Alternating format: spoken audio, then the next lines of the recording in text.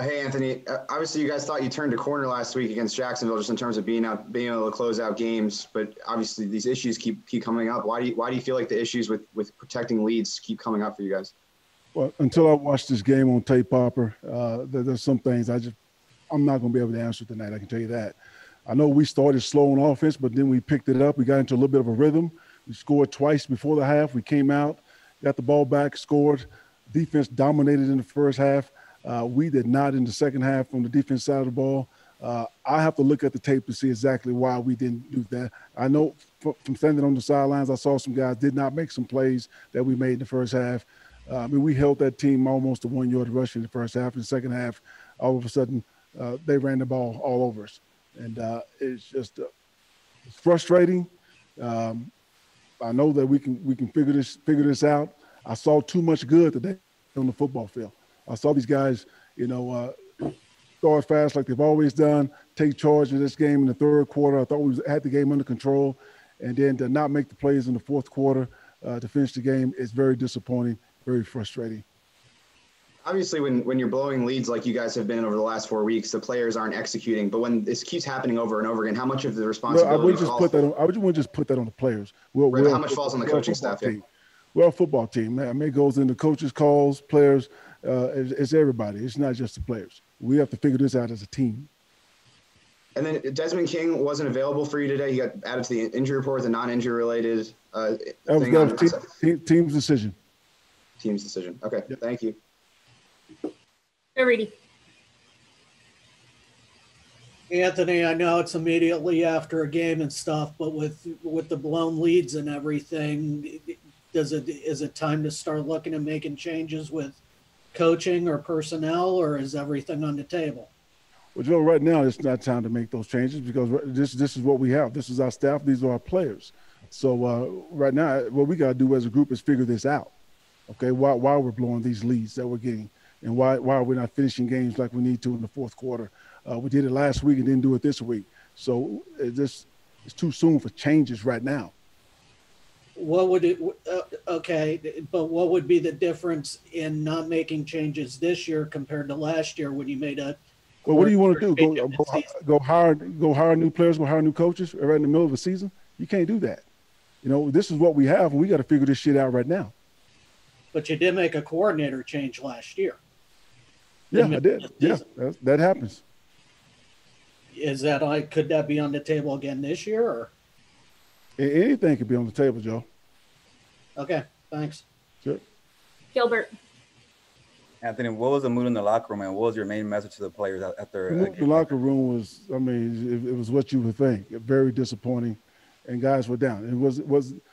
It didn't do me any good to go in the locker room and give these guys a speech and beat these guys. These guys feel bad right now. These coaches feel bad right now, and I got to get this team spirits back up and headed in the right direction because we still have a lot of football in front of us. Everything we want is still in front of us, but we got to figure this out and turn it around soon. Anthony, what's your message for the fans that they go through this every week, seeing these leads being blown? I'm sorry. I feel bad. That game today, we had it completely under control, and the way we lost the game today, that is unacceptable. And I take full responsibility for that. And Anthony, any update on Joey Bosa? I just know he left the game. I know more about him later. He was hurt. I'm not sure how serious, though. Thank you. Sure. Jeff Miller. What were your thoughts during that last drive? Did you feel confident, or just the way the second half had gone? Were you dreading when knowing you were only up by 6? Well, no, I did not like that we were only up by 6 for sure, but I felt confident that we could get a stop because we hadn't had many stops in that fourth quarter. So I thought if we was going to get one, it was going to be now. And it was disappointing that we did not get a stop. And the pass interference, did you see a replay of it, or did you think? No, I haven't seen. There was a couple of pass interferences that gave them extra plays in that drive, and from what I saw on the sidelines, it didn't look like much to me. But the officials made that call, and it is what it is. It's our job to stop them. And Anthony, I guess, are you concerned about your job security right now? Well, when you're not winning, you should be. To be honest with you, but I don't let that consume me. I'm never going to turn this around or do what I need to do here if that's all I'm thinking about. Thanks. Sure. Cam Buford. Hey, Coach. Is there any update on Treymaine Pope? Not that I know of. I know he took that hit. He was a little woozy, and I'm not sure what condition that he's in right now. Coach, I want to talk. I got a couple of questions for you, but I want to talk about developing players. In Treymaine Pope, as an example, do you take credit for developing players, or do you take more credit for kind of putting them in the right position to be successful? I think you give the players the credit. They put in the hard work, and and then they go out and then they execute. And Treymaine, he was stepping up for us today. We needed a challenge that group and for someone to step up. And I thought that he was having one of his best games as a Charger today. Yeah, it was sad to see him go out. Coach, we talked about this a couple weeks ago about the fine line that you balance between being aggressive or being vanilla on defense. And I want to know if the injuries kind of hindered your ability to be more aggressive late in the fourth quarter to kind of put a stop to their onslaught, or kind of how do you feel about that? What's your thought process along the process? Go back and study this film before we start talking about all the play calls and being aggressive enough and not, because at the end of the day, we have to execute. But I do understand we got to put players in position to get their jobs done. But I saw some missed tackles going on out there on the field, some guys out of position. So. Okay, what about the fundamentals? Do you feel you could have been more aggressive in that last drive on offense, maybe to put the ball in the end zone to kind of put the game away, or were you just playing for the field goal there at the end? No, we certainly was trying to. If you look at that third down call, there was a little miscommunication after that ball was thrown down the field. We weren't selling for a field goal. We were trying to get a first down, or we could put the ball into the end zone. Thank you, Coach. Sure. Last two questions, Popper. Was Casey Hayward available to you at the end of the game, or had he been ruled out at that point? Because Brant Faison was on the field there. Yeah, Casey had some things going on with his legs, and he was going in and out a lot in the second half. And so I just wanted to keep a fresh guy in there because Casey was down.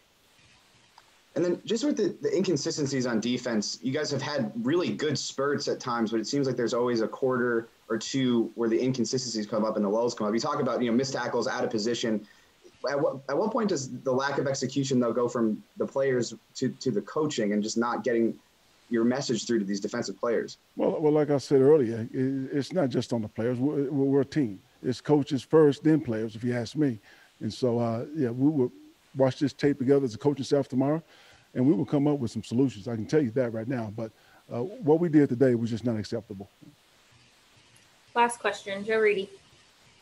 Anthony, how much did Philip Lindsay change their offense in the second half? It just looked like another game of big carries against you. Well, we knew going into this game he's very explosive, and we had to contain him. And I thought we did a good job of that in the first half. Second half, we just did not get that done, Joe. And then just knowing the momentum of the fourth quarter, was there any thought whatsoever about maybe going for it on fourth down instead of trying to kick the field goal there to go up 6? There was some thought about it, but at the end of the day, we kicked the field goal. We thought it was the right thing to do. And obviously now, hindsight, maybe would have gone for it and maybe got a touchdown later. I don't know. But anytime you take the lead like that or extend the lead, I expect our defense to get a stop. Okay, thanks. Sure. Thanks, Coach. All right, guys.